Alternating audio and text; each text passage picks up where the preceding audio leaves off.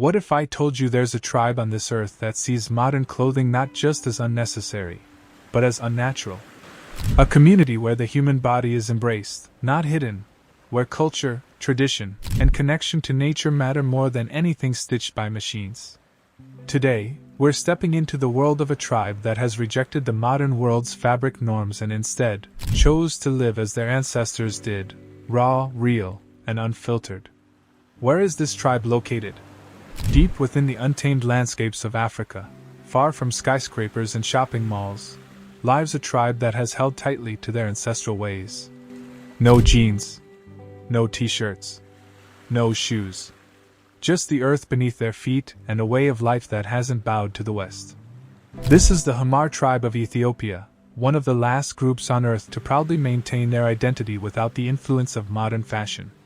But what makes them reject something so basic, so universal, as clothing? Why they reject modern clothing? To understand that, we have to explore their worldview. For the Hamar and many other traditional tribes, clothing is more than protection, it's culture.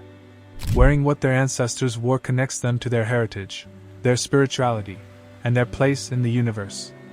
Instead of shirts and slacks, the Hamar people decorate their bodies with animal hides, tanned and softened by hand, beads and shells to mark beauty and status, and sometimes, nothing at all, a statement of harmony with nature and confidence in who they are. What does life look like without modern clothes? In these communities, nudity or semi-nudity isn't taboo, it's normal.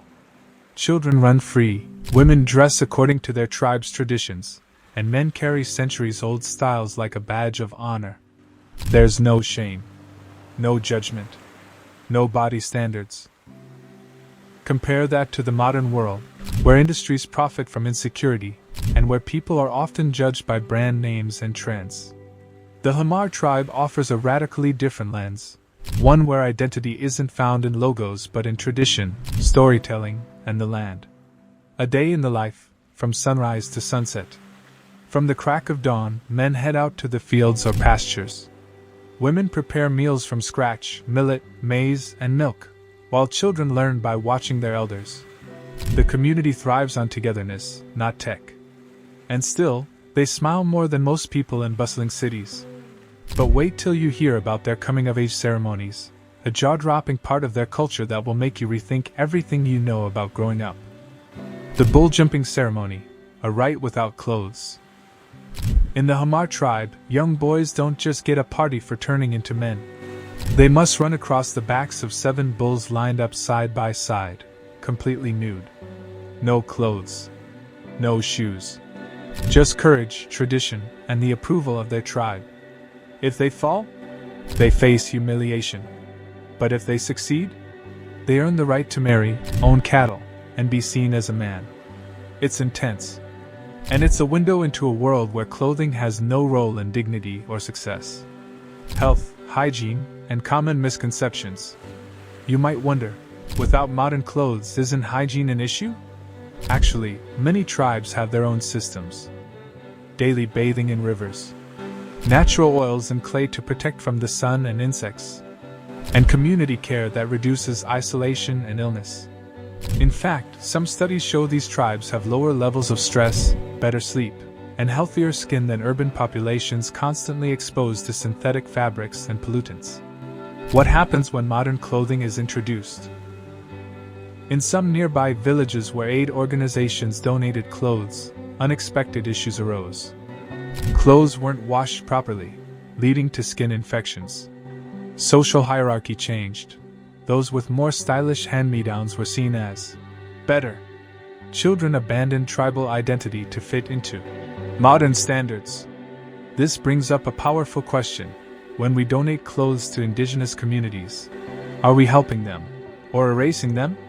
The Hamar tribe isn't living in the past, they're living in their present.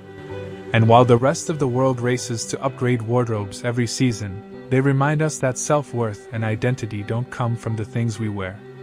Clothes may be a form of expression, but for them, not wearing clothes is an even more powerful one.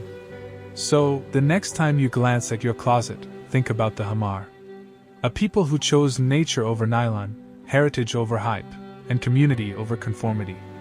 Would you ever live like this? Could you give up modern comforts for connection, purpose, and peace?